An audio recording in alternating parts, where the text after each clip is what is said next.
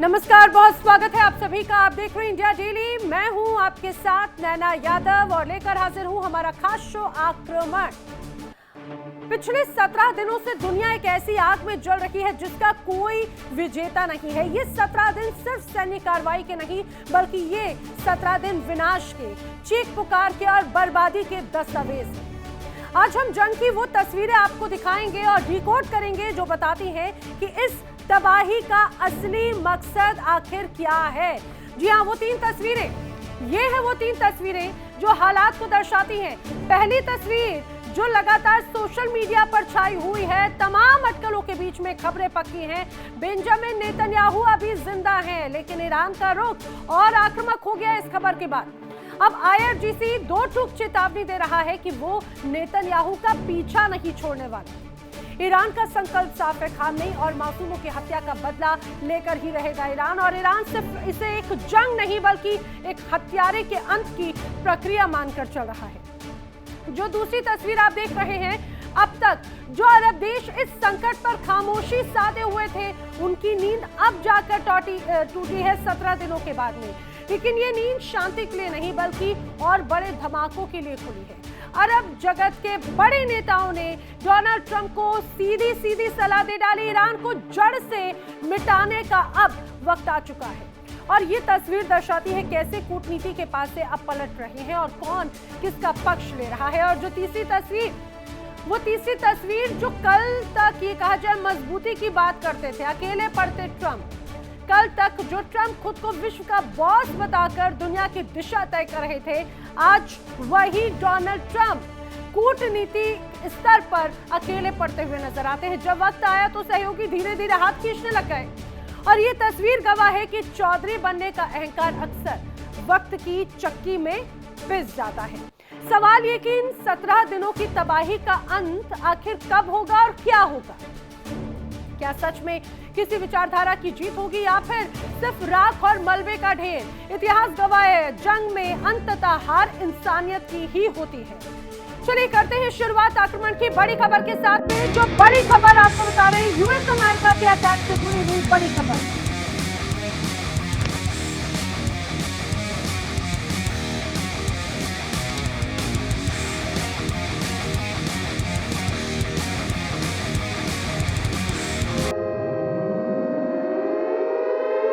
बड़ी खबर, US America के अटैक से गुस्से में ईरान नजर आता है। तेल अवीव में बैलिस्टिक मिसाइलों की बौछारें हैं। मिसाइल हमले में भीषण आग लगी।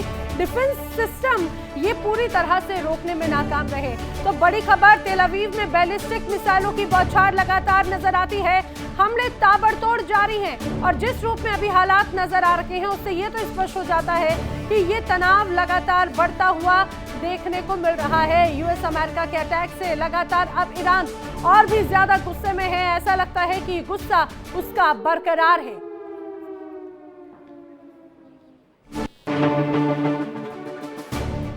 तेल अवीव में लगातार अब हमले हो रखे हैं, प्रदर्शन हो रहे हैं। बैलिस्टिक मिसाइलों से हमला लगातार जारी है।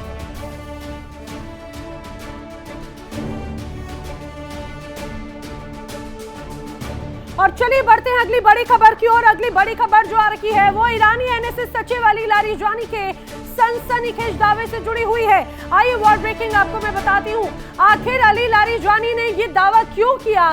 जिस तरह के हालात हैं वो 9/11 यानी 9/11 जैसे हमलों की साजिश रचने से जुड़े हुए हैं। दरअसल एप्स्टीन से जुड़े लोग हमला करवा सकते हैं, ये बड़ी बात अली लारिजानी की तरफ से कही गई है। हमले का आरोप ईरान पर लगाया जा सकता है।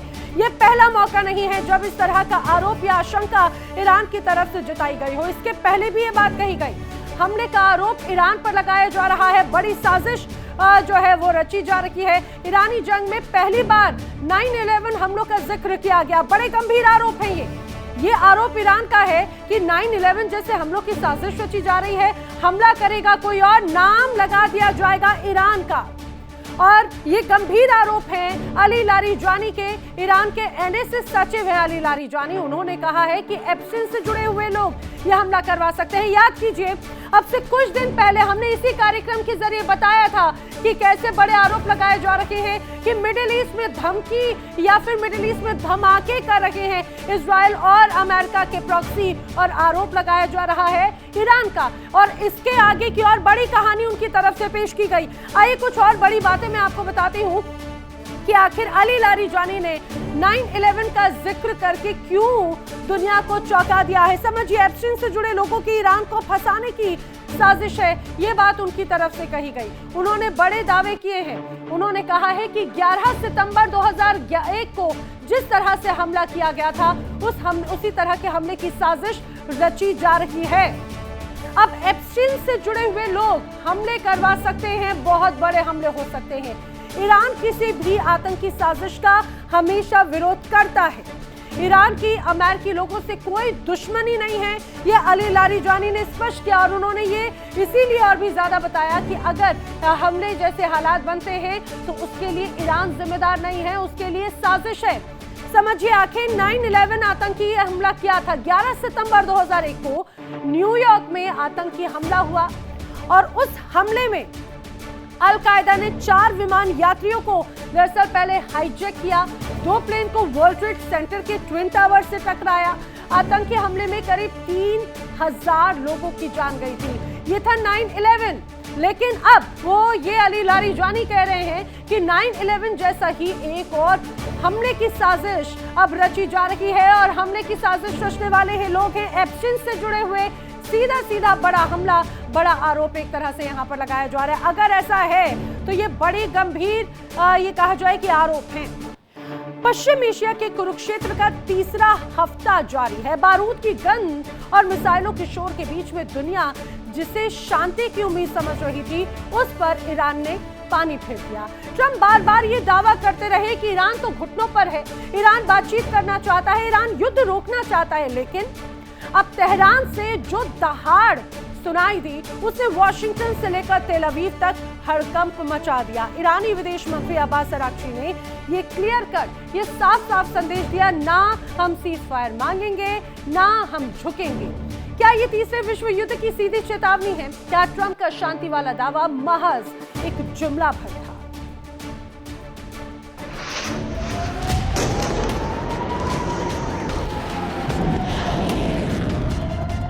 जंग का तीसरा हफ्ता और तबाही का मंजर डरावना होता जा रहा है। मिडिल ईस्ट की धरती लहूलुहान है। ईरान के शहर खंडहर बन रहे हैं तो पलटवार में इजराइल और अरब देशों में मौजूद अमेरिकी सैन्य ठिकानों पर ताबड़तोड़ हमले हो रहे हैं। अमेरिकी नौसैनिकों के ताबूत घर लौट रहे हैं, लेकिन जिद कम नहीं हो रही है। ट्रंप ने सोचा था कि 16 से 17 दिनों में ईरान सरेंडर कर देगा, लेकिन ईरान ने अपनी रणनीति से दुनिया को चौंका दिया। डोनाल्ड ट्रंप लगातार दुनिया को यह बता रहे थे कि ईरान पस्त हो चुका है और वो सीक्रेट डील के ये हाथ पैर मार रहा है। लेकिन ईरानी विदेश मंत्री अब्बास अराक्ची ने ट्रंप के दावों की धज्जियां उड़ा दी। अराक्ची ने 2 टूक शब्दों में कहा कि ईरान ने ये जंग शुरू नहीं की थी, लेकिन ईरान इसे खत्म करने की भीख भी नहीं मांगेगा। ना कोई समझौता, ना कोई शांति वार्ता। ईरान ने साफ कर दिया कि वो अमेरिका और इजराइल के सामने सिर नहीं झुकाएगा, चाहे अंजाम कुछ भी हो। अराक्ची के इस बयान का मतलब समझिए, ये सिर्फ एक बयान नहीं बल्कि कयामत का बुलावा है। ईरान ने स्पष्ट कर दिया है कि वो लॉन्ग वॉर यानी कि लंबी लड़ाई के लिए तैयार है। ट्रंप जिस ईरान के झुकने का इंतजार कर रहे थे, वो अब करो या मरो की स्थिति में आ गया है। अराक्ची ने इस युद्ध को अवैध करार दिया है। उन्होंने कहा कि अपनी रक्षा के लिए ईरान जितना समय लगे लड़ने को तैयार है। यानी अब ये जंग हफ्तों नहीं महीनों खिंच सकती है। ईरान के इस तेवर ने अमेरिका और इजराइल के सहयोगियों की भी सांसें अटका दी है। जान माल का नुकसान सिर्फ ईरान का नहीं हो रहा, बल्कि अमेरिकी गठबंधन को भी भारी कीमत चुकानी पड़ रही है। अगर ईरान बातचीत की बेस पर नहीं आता है तो ट्रंप के पास 2 ही रास्ते बचेंगे। या तो वो अपनी पूरी सैन्य ताकत झोंक दे, या फिर इस दलदल से निकलने का कोई सम्मानजनक रास्ता ढूंढे। लेकिन आरागची ने साफ कर दिया है कि ईरान के पास खोने के लिए अब कुछ नहीं बचा है और पाने के लिए पूरा आसमान खुला है। जंग की ये हुंकार बताती है कि मिडिल ईस्ट की आग अभी बुझने वाली नहीं है। ट्रंप के दावों पर ईरान का ये जोरदार तमाचा आने वाले दिनों में जंग को और हिंसक बनाएगा। क्या अमेरिका अब अपनी रणनीति बदलेगा या फिर इजराइल कोई ऐसा ब्रह्मास्त्र चलाएगा जो ईरान को खामोश कर देगा? और मिडिल ईस्ट के तनाव में सबसे ज्यादा अगर कोई प्रभावित हो रहा है तो दुबई। बड़ी खबर, वॉर ब्रेकिंग। दुबई एयरपोर्ट पर एक बार फिर से हमले की खबर है। जी हाँ, वॉर ब्रेकिंग ये है कि दुबई एयरपोर्ट पर ईरान ने फिर से किया है हमला। अंतर्राष्ट्रीय हवाई अड्डे पर यह तगड़ा प्रहार था। ईरान ने शाहिद ड्रोन का इस्तेमाल किया। ये तस्वीरें भी अब लगातार हमले की सामने आ रही हैं। एक या दो बार नहीं, इसके पहले भी दुबई एयरपोर्ट पर हमला हुआ और उसकी तस्वीर देखिए। ये रनवे पर किस तरह से तस्वीर यहाँ पर कैद की गई। ये इंटरनेशनल हवाई अड्डा है, एयरपोर्ट है दुबई का। उस जगह पर धमाका हुआ। दावा किया जा रहा है कि ये धमाका करने वाला ईरान है और शाहिद ड्रोन का इस्तेमाल किया है। दूर से ही यहाँ पर धुएं का अंबार नजर आता है। लोग लगातार सकते में है। देखिए, जहां से गाड़ी गुजर रही है वहां पर आसमान पूरी तरह से काले धुएं से भरा हुआ है। और ये एयरपोर्ट की तस्वीर है। ये एयरपोर्ट की तस्वीर है। एयरपोर्ट पर आप देख सकते हैं कि किस तरह से यहाँ पर चारों तरफ सिर्फ और सिर्फ तबाही लगातार दुबई में नजर आ रही है। एक बार फिर से अंतर्राष्ट्रीय एयरपोर्ट पर बड़े हमले की खबर सामने आई। हालांकि लगातार ईरान ये दावा कर रहा है कि सऊदी अरब या यूएई में जो धमाके हो रहे हैं उसमें हमारा योगदान नहीं है। ये प्लान है, ये साजिश है। बात जो भी हो, लेकिन इसकी कीमत दुबई को जरूर चुकानी पड़ रही है। मिडिल ईस्ट में कयामत की रात थमती नजर नहीं आ रही। इजराइल ने अब ट्रिपल प्रहार की रणनीति अपना ली है। एक तरफ गाजा की गलियां खून से लाल हैं, दूसरी तरफ लेबनान में मौत का आंकड़ा 850 के पार जा चुका है और तीसरी तरफ तेहरान की धरती इजरायली मिसाइलों से दहल रही है। गाजा में गर्भवती महिला और उसके मासूम बच्चे की मौत ने दुनिया की रूह कपा दी। वहीं लेबनान में 8 लाख लोग बेघर हो चुके हैं। क्या नेतन्याहू ने ठान लिया है कि वो इस युद्ध को अंजाम तक पहुंचाकर ही दम लेंगे? आखिर इस ट्रिपल अटैक के पीछे इजराइल का असली मकसद क्या है?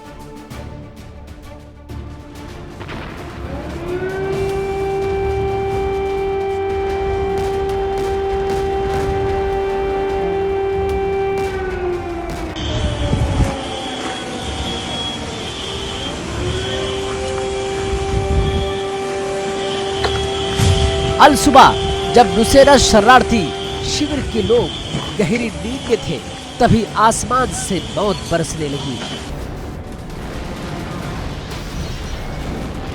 बिना किसी चेतावनी के एक इजरायली मिसाइल ने एक घर को मलबे के ढेर में तब्दील कर दिया। इस हमले में 30 साल के एक कपल और उनके 10 साल के बेटे की मौके पर ही मौत हो गई। अस्पताल से आई खबर और भी दर्दनाक थी। मरने वाली महिला जुड़वा बच्चों के साथ गर्भवती थी।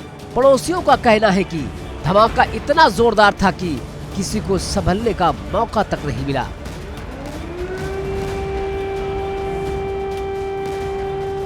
गाजा के जवेदा में भी एक पुलिस की गाड़ी को निशाना बनाया गया, जिसमें कर्नल इयाज समेत 8 पुलिस अफसरों की जान चली गई। अक्टूबर के सीज फायर के बाद भी गाजा में 650 से ज्यादा लोग मारे जा चुके हैं। सिर्फ गाजा ही नहीं, लेबनान भी बारूद की आग में जल रहा है।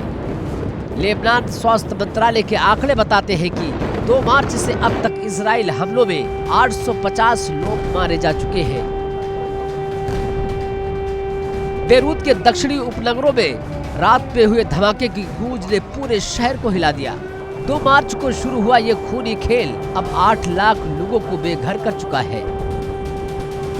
हिजबुल्लाह ने ईरान के सुप्रीम लीडर की हत्या का बदला लेने के लिए मोर्चा खोला था, लेकिन इजराइल की जवाबी कार्रवाई ने लेबनान को खंडहर बना दिया है। इन सब के बीच एक छोटी सी राहत की खबर यह है कि इजराइल कुछ दिनों में रफा क्रॉसिंग को खोलने जा रहा है ताकि यात्री आ जा सके। लेकिन दूसरी तरफ तेहरान में हमले नहीं रुक रहे हैं। इजराइल का दावा है कि वो सिर्फ आतंकवाद के ठिकानों को निशाना बना रहा है, लेकिन हकीकत ये है कि मरने वालों में आधी संख्या महिलाओं और बच्चों की है। 7 अक्टूबर 2023 से शुरू हुए इस महायुद्ध में अब तक 72,000 से ज्यादा फिलिस्तीनी अपनी जान गंवा चुके हैं। सवाल उठता है कि आखिर ये नरसंहार कब थमेगा। इजराइल कहता है कि वो सीजफायर के उल्लंघन का जवाब दे रहा है, लेकिन मानवीय तबाही की ये तस्वीरें कुछ और ही कहानी बयां कर रही है। गाजा, लेबनान और ईरान तीनों मोर्चों पर एक साथ जारी ये युद्ध मिडिल ईस्ट को उस मोड़ पर ले आया है जहां से वापसी का कोई रास्ता नजर नहीं आता। दुनिया शांति की गुहार लगा रही है, लेकिन बारूद के शोर में इंसानियत की आवाज दबती जा रही है। इजराइल का ये ट्रिपल अटैक संकेत है कि ये जंग अभी और लंबी खिंचेगी। गाजा की गलियों से लेकर बेरूत के आसमान तक सिर्फ बर्बादी के निशान है। क्या अंतर्राष्ट्रीय समुदाय इस खून खराबे को रोक पाएगा या फिर आने वाले दिन और भी भयानक होंगे? Bureau report, India daily. और इस समय की एक बड़ी खबर आपको बता देते हैं। वॉर ब्रेकिंग, ईरान ने हथियारों का नया वीडियो जारी किया है। बड़ी वॉर ब्रेकिंग वीडियो में मिसाइलों का जखीरा नजर आता है। एक बार फिर से ईरान की तरफ से एक वीडियो जारी किया गया जो हथियारों का जखीरा दर्शाता हुआ नजर आता है। वीडियो हम आपको दिखाएंगे। उस वीडियो में सुरंग में मिसाइलों की लंबी कतार एक तरह से नजर आती है। मिसाइल के जरिए ईरान लगातार अपना दम दिखा रहा है। इसके पहले भी लगातार इस तरह के वीडियो जारी करके ईरान ने अपनी ताकत दर्शाने की कोशिश की। ईरान बार बार ये कहता है कि जो मिसाइलें हैं वो दशकों पुरानी हैं, अभी नई मिसाइलों का जखीरा दिखाना तो बाकी है। लगातार इस तरह की तमाम तस्वीरें सामने आती रही हैं।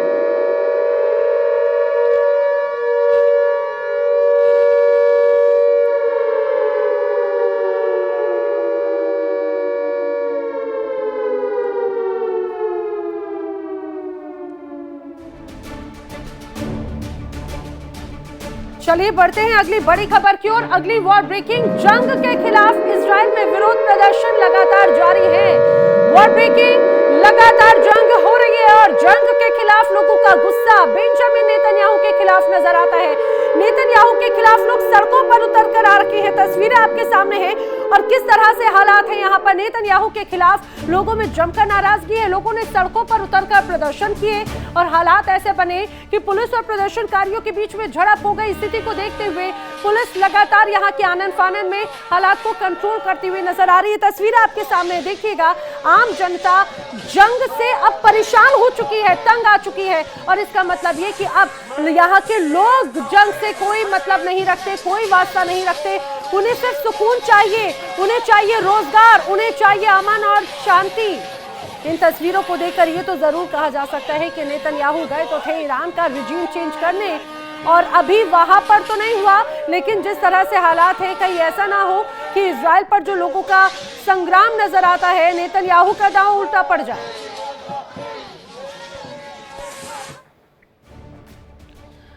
चलिए आगे बढ़ते हैं। जिस रूप में लगातार यहाँ पर विरोध प्रदर्शनों की तस्वीर है, उससे ये तो स्पष्ट हो जाता है कि नेतन्याहू अब फंस चुके हैं, अदृश्य हो गए हैं क्या, या फिर ईरान के हिट स्क्वाड ने उनके खात्मे का काउंटडाउन शुरू कर दिया है। IRGC की दहाड़ ने पूरे मिडिल ईस्ट की हवा बदल दी। तेहरान ने साफ कर दिया कि नेतन्याहू अगर जिंदा हैं तो बच नहीं पाएंगे, उसे हम दौड़ा दौड़ा कर मारेंगे, ये IRGC ने कहा। खामनेई और मासूमों के खून का एक एक कतरा ईरान के इंतकाम की आग को और भी ज्यादा भड़का रहा है और इजराइल के शहरों में कोहराम है। इमारतें ताश के पत्तों की तरह ढह रखी हैं और बंकरों में छिपी जनता के लिए अब मौत से बचने का कोई रास्ता नहीं बचा। क्या ईरान ने इजराइल को नया गाजा बनाने की कसम खा ली है?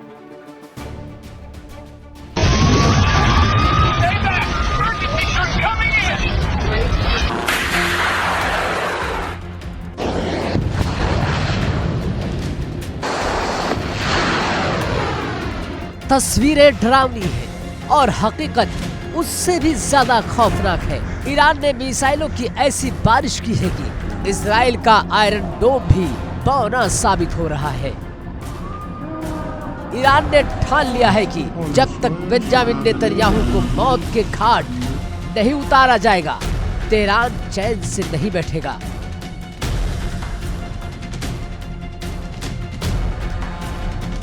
इजराइल के हर शहर में सायरन की गूंज है। लोग अपनी जान बचाने के लिए बंकरों की तरफ भाग रहे हैं।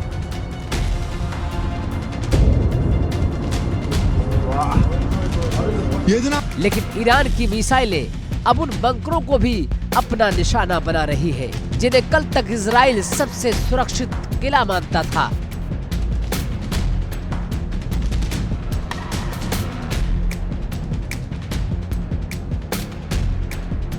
IRGC ने अपने बयान में नेतन्याहू को मासूमों का हत्यारा करार दिया है।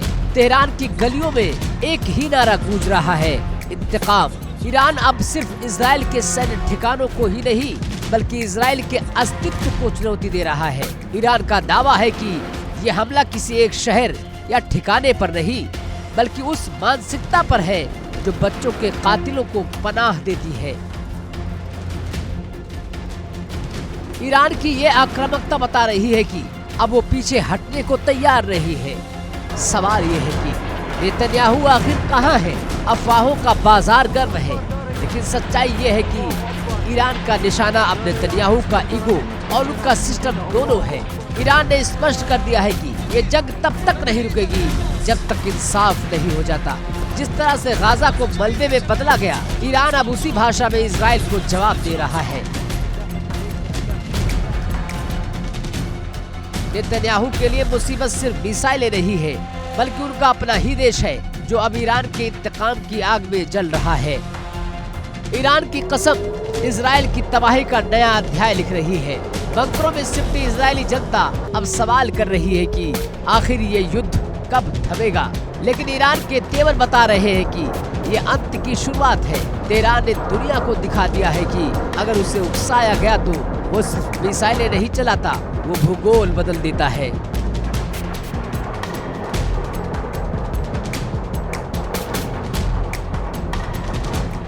नेतन्याहू की सत्ता पर अब ईरान की मौत की छाया मंडरा रही है। इंतकाम का ये खेल किस मोड़ पर जाकर थमेगा? क्या नेतन्याहू बच पाएंगे या फिर ईरान का ये इंतकाम का मिशन इजराइल को हमेशा के लिए बदल देगा? Bureau report, India daily.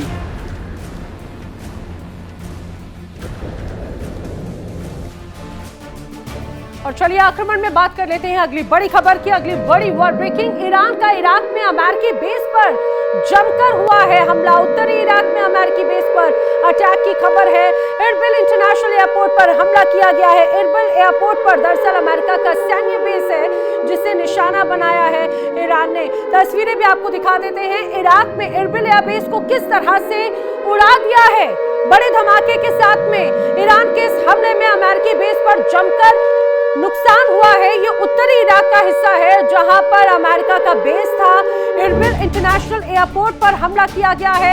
Erbil airport पर ही दरअसल अमेरिका का सैन्य बेस है और उसे टारगेट किया। ईरान की तरफ से ये लगातार कहा गया था कि जो देश अमेरिका और इजराइल का साथ देंगे उन पर ऐसे ही हमले होंगे।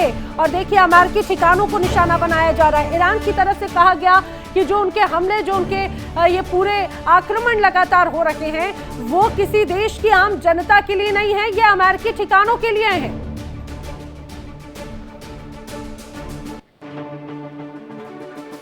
और आइए एक और बड़ी खबर मैं आपको बताऊं। ईरान का अमेरिकी नेवल शिप पर बड़े हमले का दावा है। अटैक की खबर सामने आई है।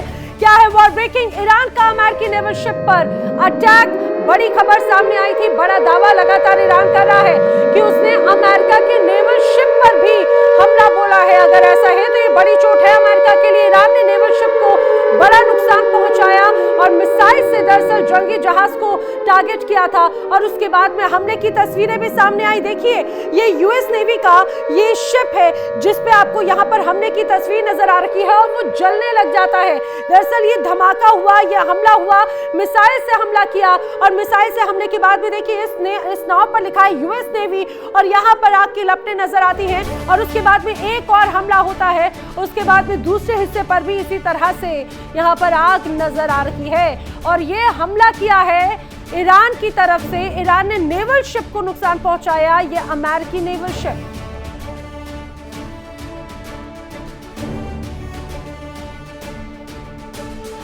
अब पश्चिम एशिया की आग दुनिया निगलने को तैयार नजर आती है। जिस ईरान को ट्रंप और नेतन्याहू सरेंडर करने की धमकी दे रहे थे, उसी ईरान ने अपने तरकश से वो तीर निकाला जिसने इजराइल और अमेरिका के रडार को अंधा कर दिया।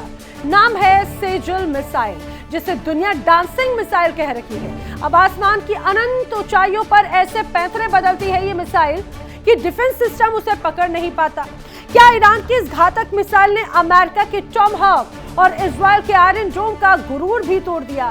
क्या अरब की धरती पर मौजूद अमेरिकी बेसिस अब मलबे के ढेर में तब्दील हो चुके हैं?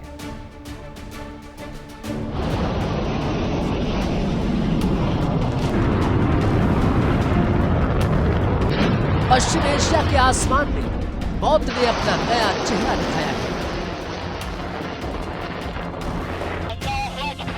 ईरान ने पहली बार अपनी सबसे खतरनाक बैलिस्टिक मिसाइल सेजिल से हमला किया है।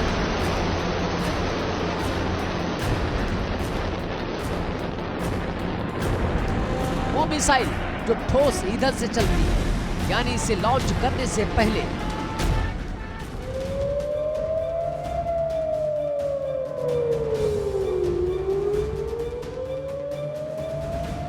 दुश्मन को भनक तक नहीं लगती। जब तक इजराइल के सायरन बजते हैं, तब तक सेजिल अपना काम तमाम कर चुकी होती है। तेहरान के पलटवार ने अरब देशों में मौजूद अमेरिकी सैन्य ठिकानों को हिलाकर रख दिया। हॉर्मुज से लेकर लाल सागर तक सन्नाटा पसरा है और ऊर्जा संकट ने दुनिया की सांसें अटका दी है।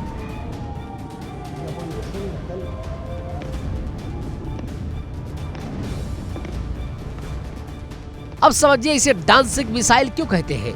सेजिल जब आसमान में बहुत ऊंचाई पर होती है तो ये वहां ऐसे मनोवर करती है मानो नाच रही हो। इसकी यही पैंतरेबाजी एंटी मिसाइल सिस्टम को धोखा देती है। 2000 किलोमीटर की रेंज, यानी पूरा इजराइल, आधा यूरोप और आधा एशिया इसकी जद में है। अमेरिका की टॉमहॉक अगर सटीकता का नाम है तो सेजिल उस रफ्तार और चकमे का नाम है जिसे पकड़ना फिलहाल नामुमकिन लग रहा है। दुनिया पूछ रही है, क्या भारत के पास ऐसी मिसाइल है और क्या ये ब्रह्मोस से ज्यादा खतरनाक है? देखिए, सेजिल एक बैलिस्टिक मिसाइल है जो लंबी दूरी तय करती है, जबकि ब्रह्मोस एक सुपरसोनिक क्रूज मिसाइल है। ब्रह्मोस अपनी रफ्तार के लिए जानी जाती है, लेकिन सेजिल अपनी रेंज और डांसिंग एबिलिटी के लिए। भारत की अग्नि सीरीज की मिसाइलें सेजिल को सीधी टक्कर देती है, लेकिन ईरान ने जिस तरह इस युद्ध में पहली बार इसका इस्तेमाल किया है, उसने युद्ध का पूरा भूगोल बदल दिया है।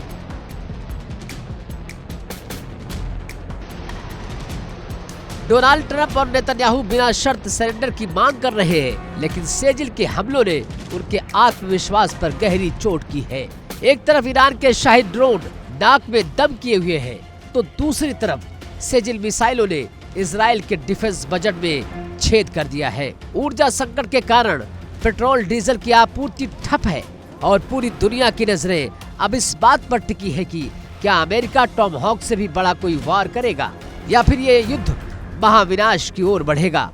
सेजिल का मैदान में उतरना महज एक हमला नहीं, बल्कि वाशिंगटन और तेल अवीव को ईरान की सीधी चेतावनी है। अगर ये डांसिंग मिसाइल इसी तरह कहर बरपाती रही तो पश्चिम एशिया का नक्शा हमेशा के लिए बदल सकता है। क्या ट्रंप के पास इसका कोई तोड़ है या ईरान का ये ब्रह्मास्त्र इस युद्ध का अंत तय करेगा? Bureau report, India daily. और आइए अब आपको सेजल मिसाइल के बारे में बताते हैं। सेजल मिसाइल आखिर क्या है जिसने लोगों को चिंता में डाल दिया है, खासतौर से अमेरिका और इजराइल को। दरअसल ये सेजल मिसाइल ईरान का काल ब्रह्मास्त्र मानी जाती है। ईरान की मीडियम रेंज की बैलिस्टिक मिसाइल ये है जो कि पूरी तरह से मेड इन ईरान है, यानी कि ईरान में ही इसे तैयार किया गया है। इसकी पहली टेस्टिंग हुई थी 2008 और 2009 के बीच में। अब इसकी खासियत समझिए। दरअसल इस डांसिंग यानी सेजल मिसाइल की खासियत यह है कि ये 2000 से 2500 किलोमीटर तक की रेंज को कवर करती है। 500 से 1000 किलोमीटर के वॉरहेड के पेलोड इसको ले जाने में ये सक्षम है। लगभग 18 मीटर लंबी ये सेजल मिसाइल है, जो कि 22 से 23 टन इसका वजन है और लगभग 1.25 मीटर का इसका व्यास है। अब स्पीड और पावर भी समझ लीजिए। बताया जा रहा है कि इसकी टर्मिनल स्पीड मैक 11 से 13 तक है, यानी कि 13,000 से 16,000 किलोमीटर प्रति घंटे की रफ्तार है इसकी। और दुश्मन के पास में रिएक्शन टाइम बहुत कम होता है। अगर इसने अपना काम शुरू किया तो पल भर में अपने टारगेट को ध्वस्त कर सकती है। अब ये भी समझ लीजिए कि आखिर इसे इतना खतरनाक क्यों माना जाता है। पहली वजह, इसका ठोस इंजन इसे मजबूत बनाता है। जल्दी लॉन्च ये हो सकती है, मोबाइल लॉन्चर से फायर इसमें करने में सक्षम है, रडार से बचने की क्षमता इसमें है और हाई स्पीड री एंट्री है इसकी, जो इसकी खतरनाक इसकी तस्वीर को बताती है। अब सटीकता भी, दरअसल ये आधुनिक गाइडेंस सिस्टम से लैस है। बताया जा रहा है CEP 10 से 50 मीटर तक इसकी है, तो वहीं सैन्य ठिकानों पर भी बिल्कुल सटीक हमला इससे संभव है। और गाइडेंस सिस्टम से संभवतः GPS सपोर्ट और नए वर्जन्स में गाइडेड वॉरहेड भी इसमें है। और वॉरहेड भी ऐसा नहीं कि सिर्फ एक से ही इसका काम हो जाए, इसमें मल्टीपल ऑप्शंस हैं। High explosive fragmentation, bunker buster संभावित, सबम्यूनेशन पेलोड इसकी खासियत है। तो सबसे खास बात अब ये जान लीजिए कि ईरान की ये जो डांसिंग मिसाइल सेजल है, उससे आखिर किन किन देशों को ज्यादा खतरा है, कौन कौन से देशों तक पहुंच सकती है। तो इसकी जद में इजराइल है। ईरान की सेजल मिसाइल की जद में सऊदी अरब, UAE, तुर्की, मध्य पूर्व के कई US बेसेस भी हैं और यूरोप कंट्रीज भी इसकी जद में आ सकती हैं। इसी वजह से अब सेजल डांसिंग मिसाइल ये कहा जाए कि बड़ा खौफ का नाम बन चुका है ईरान के दुश्मनों के लिए। बढ़ते हैं अगली बड़ी खबर की ओर। अगली बड़ी खबर जो सामने आ रही है वो है ईरान का अमेरिका के खिलाफ एक बड़ा एक्शन नजर आ रहा है। बड़ी खबर, ईरान का अमेरिका के खिलाफ भी कुछ बड़ा एक्शन है। बताया जा रहा है कि बगदाद में अमेरिकी बेस पर बड़ा हमला किया है ईरान ने, और इस हमले में अमेरिका के 10 जवानों के मारे जाने की खबर है। इसके पहले भी जब ईरान की तरफ से हमले किए गए थे तो 7 सैनिकों की मौत हुई थी अमेरिका के। अब खबर ये सामने आ रही है कि बगदाद में अमेरिका के बेस पर ईरान ने हमले को अंजाम दिया और इस हमले में एक बार फिर अमेरिका को बड़ा नुकसान पहुंचा है, पिछली बार से ज्यादा। इस बार 10 जवानों के मारे जाने की खबर है। अगर ऐसा है तो ये मान के चलिए ये डोनाल्ड ट्रंप की मुश्किलें बढ़ा सकते हैं। वहां की आम जनता लगातार कहीं ना कहीं नाराजगी जता रखी है अब अमेरिकी राष्ट्रपति से। चलिए बढ़ेंगे अगली बड़ी खबर की ओर। एक और बड़ी खबर सामने आई है। वॉर ब्रेकिंग सऊदी अरब ने अब अमेरिका को खतरनाक सलाह दी है। खतरनाक सलाह क्या है? सऊदी ने अमेरिका को खतरनाक सलाह देते हुए कहा है कि ईरान पर ऐसे हमले करो कि पूरा अब ईरान कांप जाए और तेज हमले कर दिए जाएं। राष्ट्रपति ट्रंप के लगातार संपर्क में दरअसल क्राउन प्रिंस सलमान हैं। Saudi prince Mohammed bin Salman ने एक बड़ी सलाह दी, खतरनाक सलाह दी, और उनका कहना है कि अब वक्त आ चुका है ईरान पर हमले और भी ज्यादा तेज और घातक किए जाएं। अगर सलमान का अगर ये कहा जाए कि ये सुझाव है तो आने वाले वक्त में क्या ईरान सऊदी अरब पर और बड़े हमले करेगा, या ये एक तरह से नाराजगी है crown prince Saudi prince Mohammed bin Salman की, जिस तरह से लगातार ईरान की तरफ से बड़े हमले हो रहे हैं सऊदी अरब में, क्या ये उसी का ही एक तरह से नतीजा है कि अब मोहम्मद बिन सलमान कह रहे हैं कि ईरान का नामो निशान मिटा दो, ऐसा हमला होने का वक्त अब आ चुका है। पश्चिम एशिया की आग महाविनाश की ओर बढ़ रही है। एक तरफ ईरान की डांसिंग मिसाइलें तबाही मचा रही हैं, दूसरी तरफ दुनिया के सबसे शक्तिशाली देश के राष्ट्रपति डोनाल्ड ट्रंप एक बड़े धर्म संकट में फंस गए हैं। ट्रंप को अब ये समझ में नहीं आ रहा कि आखिर युद्ध रोके तो कैसे रोके, ये युद्ध को रोकना भी है या और भीषण करना है। लेकिन इसी बीच रियाद से खबर आई, पूरी दुनिया में खलबली मच गई है। सऊदी अरब की crown Prince Mohammed bin Salman यानी MBS ने ट्रंप के कान में ऐसा कह दिया जो ईरान के नक्शे से उसे हटा सकता है। दावा किया जा रहा है कि ईरान पर हमले मत रोकिए, उसे जड़ से खत्म कर दीजिए। इस तरह के सुझाव आ रहे हैं सऊदी अरब से। क्या ट्रंप अब सऊदी के इशारे पर ईरान का डेथ वारंट साइन करेंगे?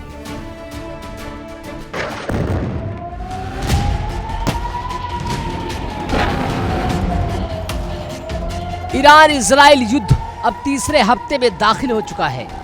ट्रंप ने दावा किया था कि यह जंग चंद दिनों की है, लेकिन तेहरान के पलटवार ने वाशिंगटन की पसीने छुड़ा दिए। कुवैत, कतर, बहरीन, और सऊदी अरब की धरती पर मौजूद अमेरिकी बेस धुआं हो रहे हैं। ट्रंप दबाव में है और इसी दबाव के बीच उन्होंने फोन घुमाया रियाद। न्यूयॉर्क टाइम्स की रिपोर्ट का दावा है कि crown Prince Mohammed bin Salman ने ट्रंप को पीछे न हटने की सलाह दी है।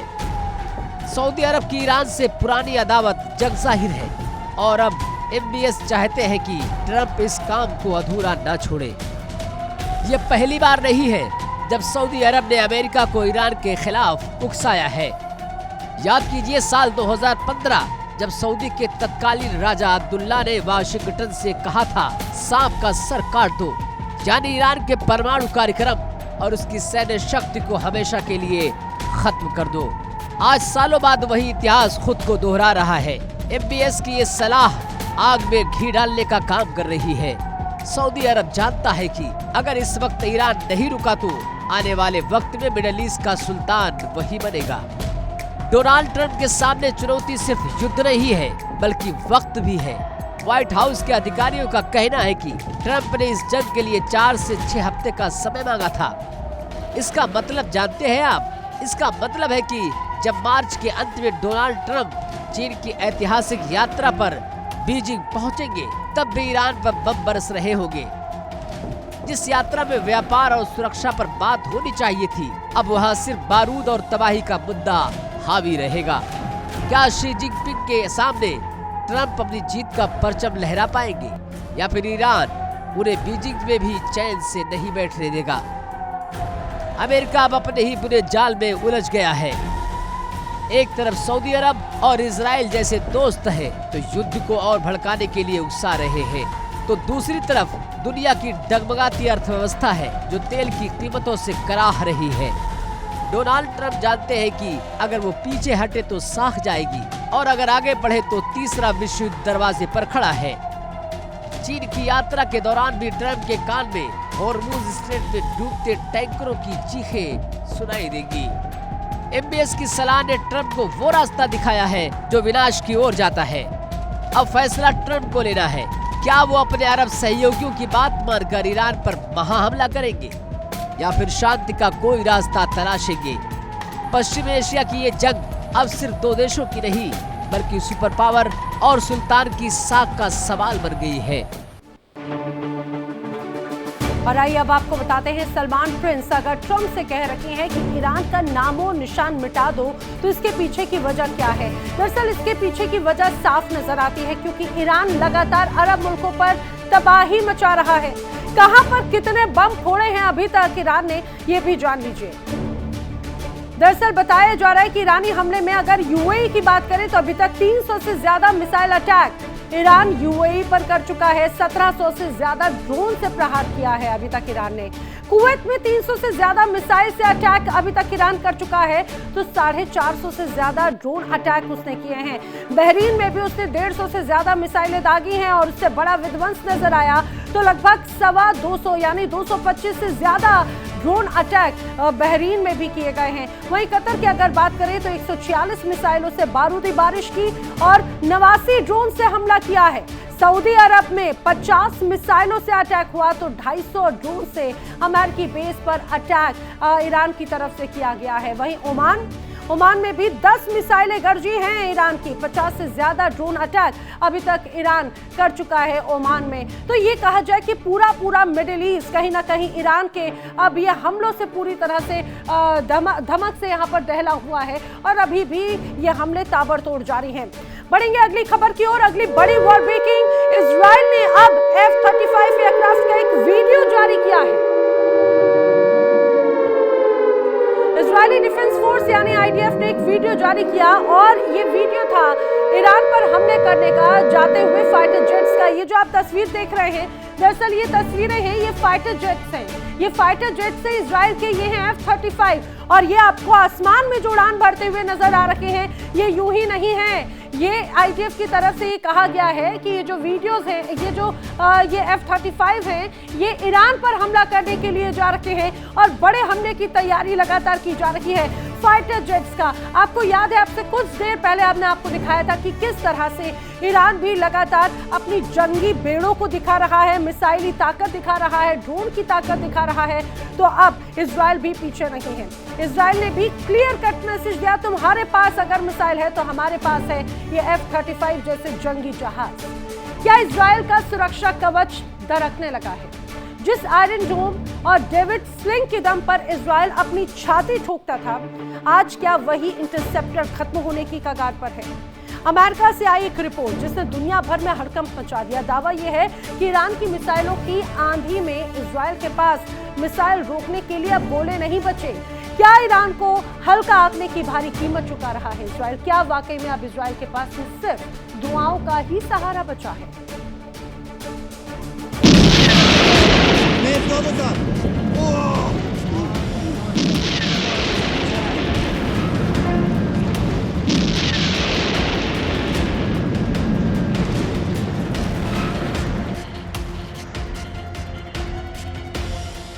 ईरान और इजराइल के बीच छिड़ा ये युद्ध अब उस मोड़ पर आ पहुंचा है जहां बारूद से ज्यादा गणित की जंग हो रही है।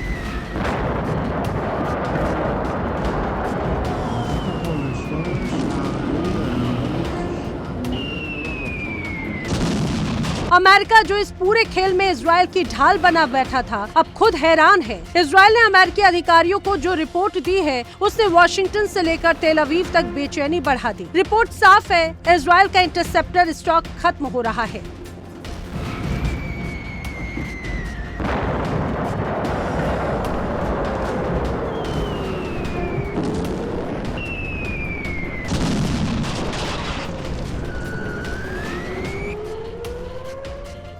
आलम यह है कि ईरान एक बार में दर्जनों बैलिस्टिक मिसाइलें दाग रहा है और इन मिसाइलों को आसमान में ही राख करने के लिए इजराइल अपनी इंटरसेप्टर मिसाइलों का इस्तेमाल करता है। लेकिन समस्या ये है कि एक इजरायली इंटरसेप्टर की कीमत करोड़ों में है और इन्हें बनाने में महीनों लगते हैं। वहीं ईरान की मिसाइल फैक्ट्री मानो रुकने का नाम ही नहीं ले रही। अमेरिका ने सोचा था कि ईरान का जखीरा जल्द ही खत्म हो जाएगा, लेकिन खेल तो उल्टा पड़ गया। ईरान की मिसाइलें नहीं थमी, इजराइल के इंटरसेप्टर जरूर खाली हो गए।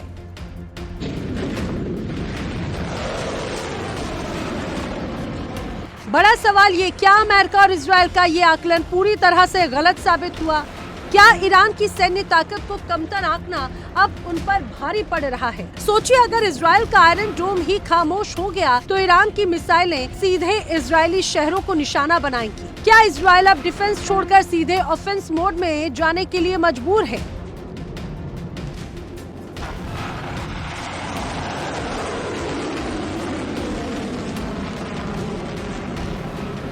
तनाव का पारा अब अपने चरम पर है। इजराइल के लिए अब समय की घड़ी टिक टिक कर रही है। एक तरफ ईरान की मिसाइल हमले हैं तो दूसरी तरफ इंटरसेप्टर की कमी। अमेरिका के सामने अब चुनौती ये है कि वो इजराइल को तुरंत गोला बारूद सप्लाई करे या फिर इस युद्ध को और फैलने से रोकने के लिए ईरान पर दबाव बनाए। फिलहाल इजराइल के लिए ये अस्तित्व की जंग बन गई है जहां एक गलती भारी पड़ सकती है।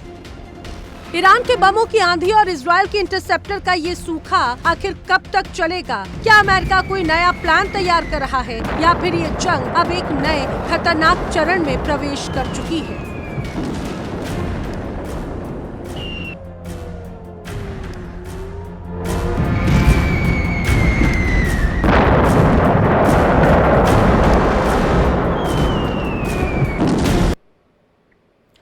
और इस समय की अगली बड़ी खबर जान लीजिए। इस समय की बड़ी खबर इजराइल का इराकी क्षेत्र पर हमले की खबर है। किरकुक शहर पर मिसाइल से हमला किया है। ईरान समर्थित मिलिशिया पर हमला होने की खबर है। मिलिशिया के हेडक्वार्टर को जमकर नुकसान पहुंचा है और इराकी क्षेत्र में हमला हुआ है। इजराइल ने यह हमला किया है। बताया जा रहा है कि ये इराकी क्षेत्र में हमला किरकुक पर किया गया मिसाइल से अटैक था। दरअसल जिस जगह पर हमला किया गया वहां पर इनपुट ये थे कि यहाँ पर मिलिशिया है ईरान के समर्थित और उन्हें ही एक तरह से निशाना बनाया है, हेडक्वार्टर को नुकसान पहुंचाया है। लगातार अलग अलग जो मिलिशियाज हैं ईरान की, वो ही बड़ी या प्रॉक्सी ग्रुप जो है बड़ी चुनौती रही हैं हमेशा से इजराइल के लिए। और अब उन मिलिशियाज और उन प्रॉक्सीज को पूरी तरह से खत्म करना चाहता है इजराइल और इसी वजह से लगातार अब हमले जारी हैं। इजराइल का सबसे मजबूत किला क्या अब ढहने वाला है? जिस आयरन डोम को दुनिया अभेद्य मानती थी, क्या वो ईरान की नई चाल में फंस गया है? ईरान ने अब जंग के मैदान में क्लस्टर बम का कार्ड खेलकर इजराइल के होश उड़ा दिए। एक मिसाइल और उसके अंदर छिपे मौत के 80 छोटे छोटे बारूदी गोले जो इजराइल की डिफेंस सिस्टम का गणित बिगाड़ रही है। अमेरिका से आई रिपोर्ट ने पूरी दुनिया में सनसनी फैला दी और इजराइल की तरकश में अब तीर भी कम पड़ रहे हैं। क्या इजराइल के पास में वाकई में इंटरसेप्टर खत्म हो गए हैं?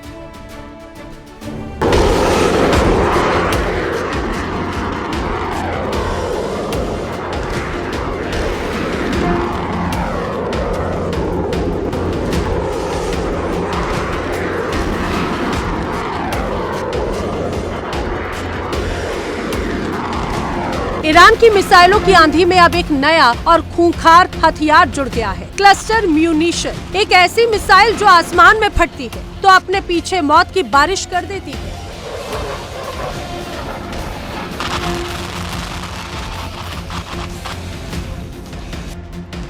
5 किलो विस्फोटक वाले 80 बम एक बार में 10 किलोमीटर के दायरे को शमशान बना सकते हैं। ना कोई तय निशाना, ना कोई बचने की जगह। घर हो, सड़क हो या फिर पार्क, ईरानी मिसाइलों का ये क्लस्टर वार अब आयरन डोम के लिए काल बन चुका है।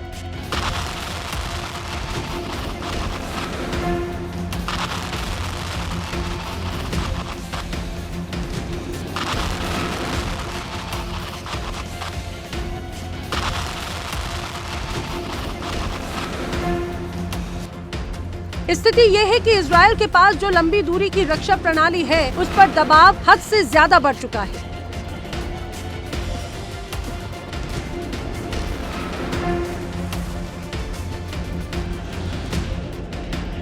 रिपोर्ट्स बताती हैं कि पिछले 12 दिनों के संघर्ष में इजराइल ने 150 से ज्यादा थार्ड इंटरसेप्टर झोंक दिए, जो उनके कुल जखीरे का 1/4 हिस्सा था। इतना ही नहीं, जंग के शुरुआती 5 दिनों में ही लगभग $2.5 अरब के पैट्रियट इंटरसेप्टर हवा में खर्च हो चुके हैं। इजराइल के पास पहले ही कमी थी और अब तो ये क्लस्टर हमलों की बौछार ने उस कमी का संकट और भी ज्यादा बढ़ा दिया।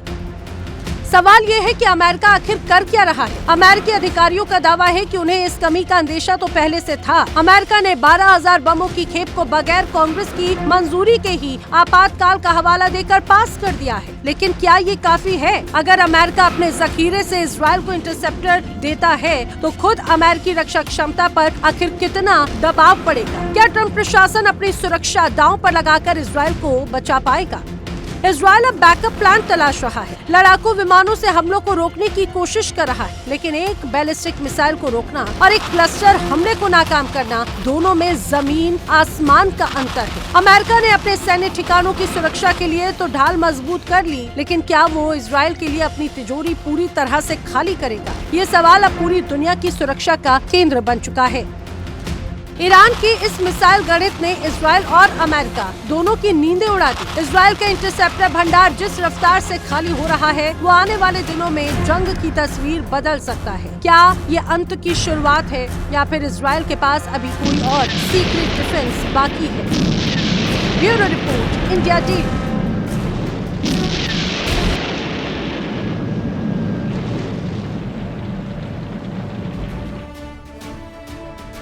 और मिडिल ईस्ट में अब ईरान को लगातार कमजोर करने के लिए बड़े हमले जारी हैं। इस समय की एक बड़ी खबर, वॉर ब्रेकिंग, जान लीजिए। ट्रंप की खर्ग द्वीप को लेकर एक बड़ी चेतावनी है। वॉर ब्रेकिंग, ट्रंप की खर्ग द्वीप को लेकर चेतावनी सामने आ चुकी है और हमने खर्ग के छोटे हिस्से पर हमला किया है, ये कहना है डोनाल्ड ट्रंप का। ऑयल पाइपलाइंस वाले हिस्से को फिलहाल छोड़ दिया गया है, लेकिन डोनाल्ड ट्रंप ने कहा है कि तैयारी पूरी है, हम हमला नहीं करना चाहते। इस खबर के मायने समझिए, डोनाल्ड ट्रंप ने ईरान को चेतावनी दी है, एक तरह से सचेत किया है कि खर्ग द्वीप के एक हिस्से को फिलहाल हमले करके अपने कंट्रोल में लेने की कोशिश की, लेकिन आने वाले वक्त में ऑयल पाइपलाइंस को भी टारगेट कर सकता है। अमेरिका तैयारी पूरी है, हम हमला नहीं करना चाहते, ये कहना है डोनाल्ड ट्रंप का। लेकिन आने वाले वक्त में क्या हमले की रणनीति है? इसी बीच एक और बड़ी खबर आपको बता दें, डोनाल्ड ट्रंप के रुख से जुड़ी हुई। डोनाल्ड ट्रंप के रुख पर अब तो दुनिया भर में चर्चा हो चुकी है। जी हां, डोनाल्ड ट्रंप को कहा जा रहा है कि अब तो अमेरिका एक तरह से दुनिया का चौधरी बन रहा है। दुनिया का चौधरी जो बनने की ख्वाहिश थी अब वो है नहीं। मजबूत होकर दुनिया में मदद मांग रहा है अमेरिका। हॉर्मुज़ बंद होने से आर्थिक संकट है, लेकिन हर जगह से डोनाल्ड ट्रंप को एक तरह से शटर डाउन की ही खबर सामने आ रही है, या ये कहा जाए क्लियर कट मैसेज है NO नो। दुनिया का चौधरी अब अमेरिका नहीं बन सकता, जो अपने आप को समझ रहा था। मजबूरन अब डोनाल्ड ट्रंप दुनिया से मदद मांग रहे हैं। दुनिया के अलग अलग देशों से, उनके प्रधानमंत्री या राष्ट्रपतियों से वो चर्चा कर रहे हैं हॉर्मुज़ को लेकर। लेकिन फिलहाल अभी उन्हें यहां से कहा जा रहा है कि सिर्फ निराशा ही हाथ लगी। इसी बीच एक और बड़ी खबर यह है कि जंग के बीच में डोनाल्ड ट्रंप को बड़ा झटका लगा है। जी हां, जंग के बीच में डोनाल्ड ट्रंप को बड़ा झटका लगा। क्यों? क्योंकि यूके, जापान, फ्रांस, ऑस्ट्रेलिया ने अब तो अमेरिका का साथ भी छोड़ दिया। हॉर्मुज़ में नौसैनिक गठबंधन बनाने से क्लियर कट इनकार कर दिया है। अमेरिका चाहता था कि ईरान की घेराबंदी करने के लिए हॉर्मुज़ में नौसैनिक गठबंधन बनाया जाए, जिसमें बड़े बड़े देश अपनी नौसेनाओं को, अपने सैनिकों को यहां पर भेजें, जिसमें यूके, जापान, फ्रांस, ऑस्ट्रेलिया से भी संपर्क साधा। लेकिन इन सभी देशों ने अमेरिका के इस प्रस्ताव को क्लियर कट मना कर दिया है। उन्होंने हॉर्मुज़ में नौसैनिक गठबंधन बनाने से क्लियर मना करते हुए बड़ा झटका कहीं ना कहीं अमेरिका को दे दिया है। क्या अमेरिका का ग्लोबल रुतबा इतिहास बनता हुआ नजर आता है? क्या सुपर पावर अमेरिका आज दुनिया के नक्शे पर अकेला पड़ गया है? क्योंकि ईरान के साथ में छिड़ी जंग ने डोनाल्ड ट्रंप के सामने अब ऐसी मुसीबत लाकर खड़ी कर दी जिसकी कल्पना शायद व्हाइट हाउस ने भी नहीं की। अब स्पेन ने आंखें तरेरी, कनाडा ने आईना दिखाया, ऑस्ट्रेलिया ने किनारा किया और ब्रिटेन की चुप्पी ने सब कुछ बयां कर दिया। उधर ईरान मिडिल ईस्ट में अमेरिकी ठिकानों को शमशान बना रहा है, लेकिन अरब के देश फिलहाल खामोश हैं। क्या ट्रंप इस बार बुरी तरह से जाल में फंस चुके हैं?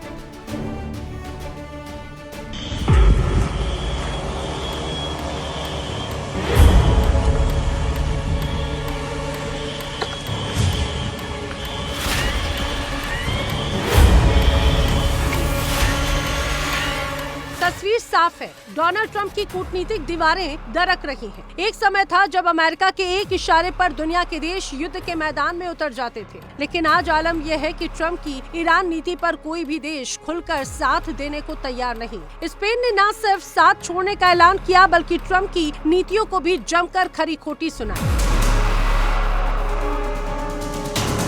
कनाडा जैसे करीबी दोस्त भी अब अमेरिका के फैसलों पर सवाल उठा रहे हैं। ब्राजील की नाराजगी और ब्रिटेन की तटस्थता ने वॉशिंगटन की नींद उड़ा दी है।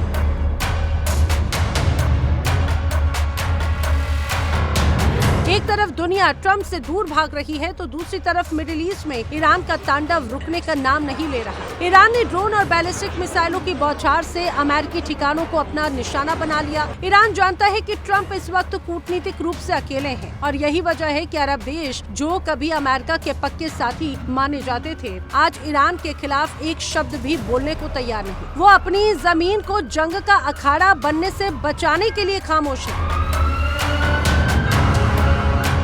बड़ा सवाल है कि क्या नेतन्याहू की बेचैनी अब ट्रंप की मजबूरी बन चुकी है? इजराइल तो इस युद्ध में अमेरिका का सबसे बड़ा साझेदार है और अब खुद को असुरक्षित महसूस कर रहा है। जब दुनिया के बड़े देश युद्ध से अपने हाथ खींच रहे हों, तो क्या ट्रंप के पास ईरान के खिलाफ अकेले मोर्चा लेने का साहस है, या फिर ये कूटनीतिक हार आने वाले दिनों में अमेरिका को पीछे हटने पर मजबूर कर देगी? ट्रंप अब उस मोड़ पर है जहां से ना पीछे मुड़ना आसान है, ना आगे बढ़ना सुरक्षित है। ईरान की आक्रामक रणनीति और सहयोगियों की बढ़ती दूरी ने अमेरिका को एक ऐसे चक्रव्यूह में डाल दिया जिससे बाहर निकलना किसी बड़ी जंग से कम नहीं होगा। मिडिल ईस्ट की रेत अब और गर्म हो रही है और इस आग में ट्रंप की साख जल रही है। क्या ट्रंप अपनी पुरानी छवि बचा पाएंगे, या इतिहास में ये दौर अमेरिका के अकेलेपन के तौर पर दर्ज होगा? ईरान के हमले और ट्रंप के घटते दौर, ये जंग सिर्फ हथियारों की नहीं बल्कि भरोसे की भी है। जो देश कल तक अमेरिका के साथ खड़े थे, वो आज दूरी बना रखे हैं। ये पूरी स्थिति आने वाले वक्त में दुनिया के पावर बैलेंस को हमेशा के लिए बदल सकती है।